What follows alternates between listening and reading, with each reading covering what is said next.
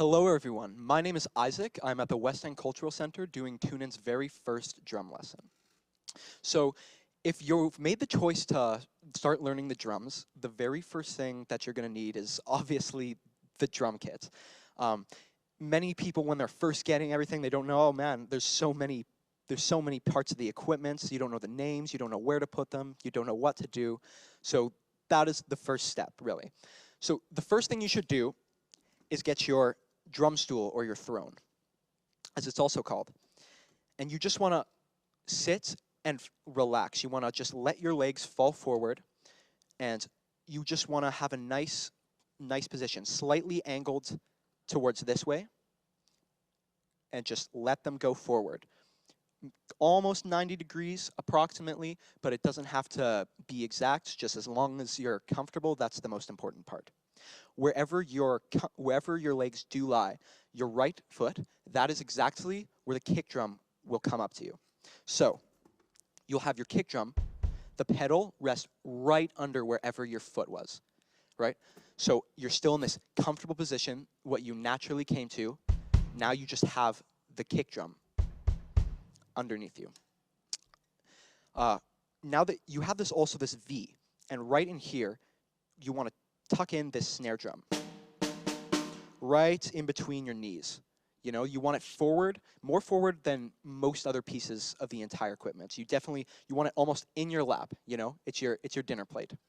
Right next to it, the other piece of equipment that has a pedal is the hi-hat. That is just going to go where your left leg is relaxing as well.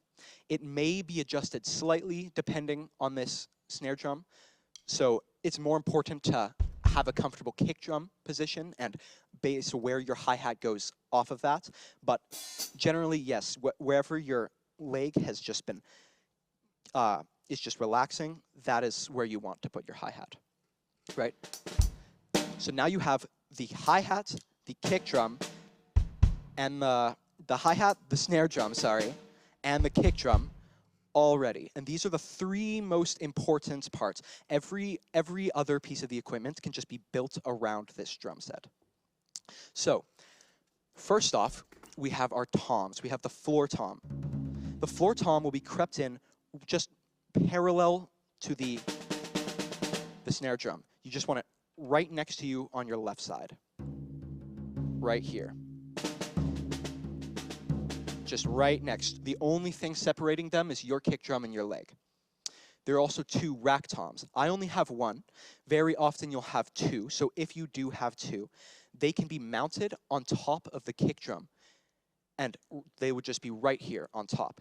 If you do not have that as an option, which I do not, there are also stands, but you want them to bring your toms to relatively the same place. So if you have your high tom, you want to bring it to this side, to the left of your kick drum. If you have your low tom, you want to bring it to the right, and just tuck it right in, wherever is comfortable. Pretty much the same thing goes for both of these cymbals. You want the ride cymbal on this side, and you want the crash cymbal on this side. You want the crash on your left, the ride on your right. They're pretty much parallel, just like the two rack toms, just like the floor tom and the snare. The crash, you want to tuck it in right next on the side of the snare and the hi-hat, ride cymbal right on the side of the floor tom. Okay, so now we know a bit more about where to bring how to set up our drum kit, you know, where to bring all the parts of the equipment. But you still might be a bit confused as to what everything is, how to use them, you know. So let's go through their names, explain a bit about them, just to give an idea, try to memorize, okay? So firstly, we have the hi-hat. The hi-hat here is debatably one of the most important parts of the entire drum kit. It is certainly one of the most versatile. There's many options. You can just hit it. It can open up, and you can create many different sounds based on how close this hi-hat is. You can even just play it with your foot if you prefer, you know. There's many different styles. If you're doing stuff over here, have that happening. There's many things you can do with the hi-hat, but the most common way to use it is with your right hand keeping the rhythm, right? That's why you want to use whatever hand is dominant. You want to cross it over, because this keeps the rhythm. The rest of what's going around on the drum kit is just extra little notes to, you know, really make the whole beats go, but it's all based around this one pattern that you're doing on this side. You also have the kick drum. It is called the kick drum or the bass drum. Both are very easy names to remember. The kick drum because it's the drum that you kick. The bass drum because it is a very low drum. It is low to the ground. It creates this low booming sound. It's the bass drum, the kick drum. Right next to it, again in this V, you have the snare drum. It's a very nice rebound to the dark sound that you get from using this kick drum. It's a tom-like drum, the snare drum, except it has these metal wires on the bottom of it that you can feel around if you want. They are called the snares, and that is why this is called the snare drum. You can even make the snare drum sound more like a tom, which is what it's shaped to be.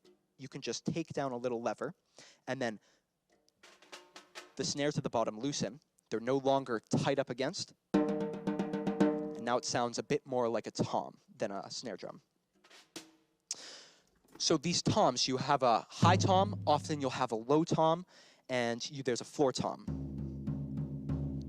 The toms are just like the snare drum, that similar type of drum, except they create this resonant sound that they just go down in pitch. High tom, low tom will be a lower pitch, and the floor tom's an even lower pitch. You can go up, down.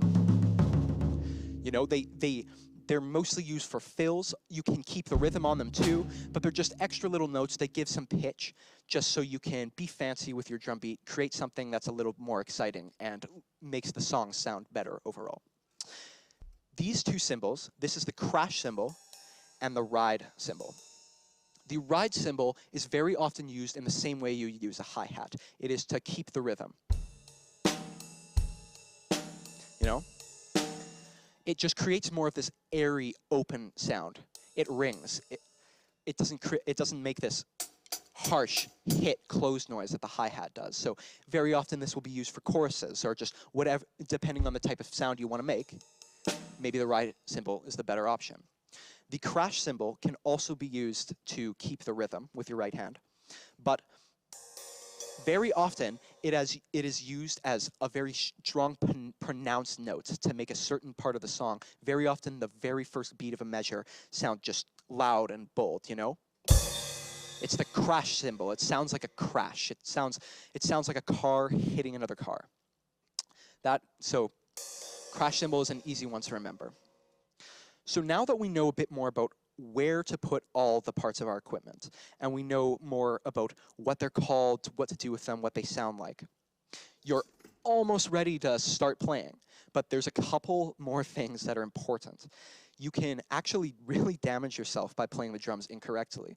It's pretty surprising, but it's a lot of strain on your body. There are many different parts of your body that are hitting the drums at once. So there are many different important parts. The first, in my opinion, the most important aspect is keeping your back straight. A lot of students, they like to start like this. Everyone focuses on these three drums at first, and they're all, you know, they're bent over. But that is just going to hurt your back after no time at all. It's going to totally strain it, and it also doesn't allow you to, you know, you have to move around your whole drum set to just switch over here. If you keep your back straight, look forward from the majority.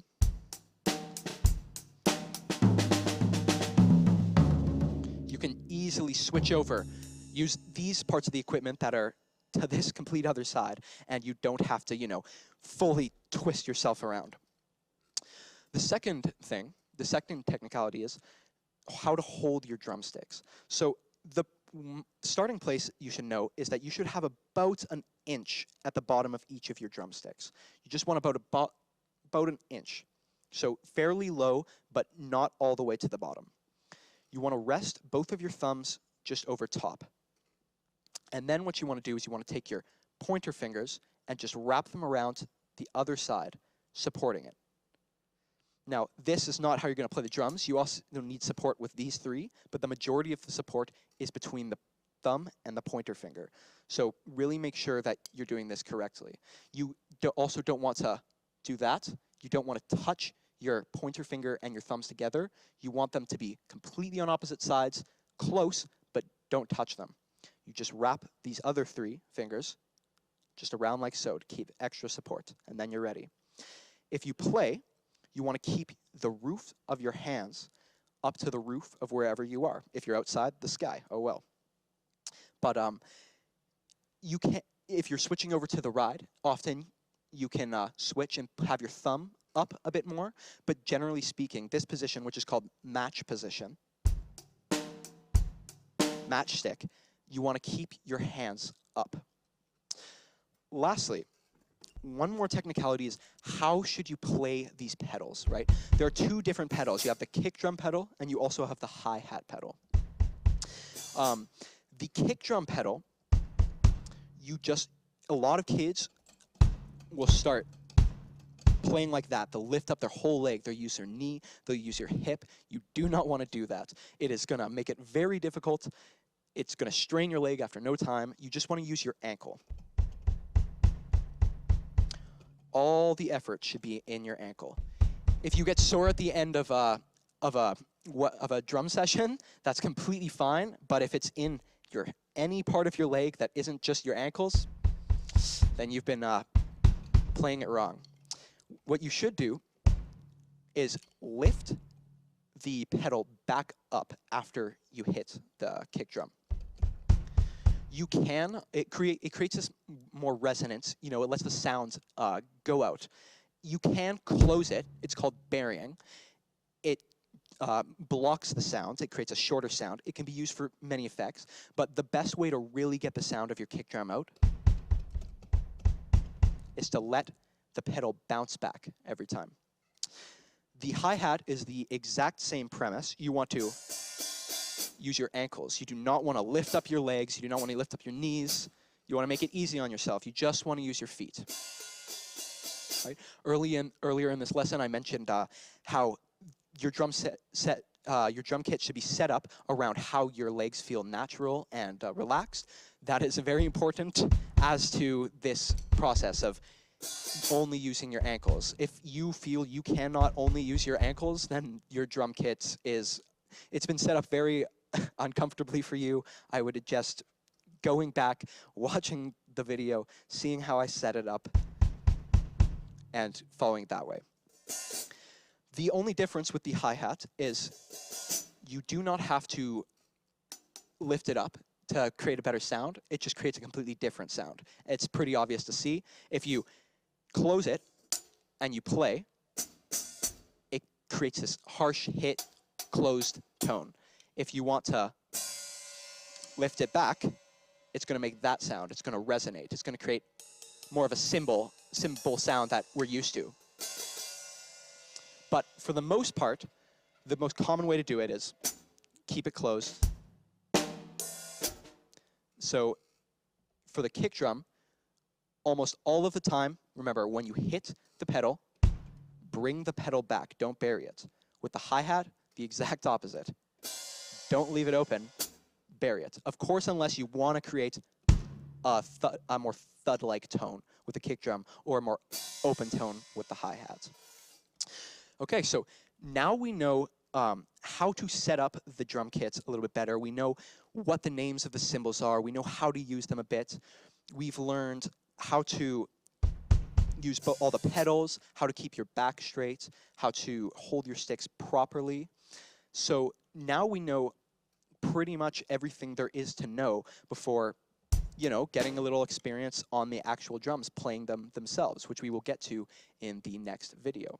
So I hope to see you all there. Thank you very much.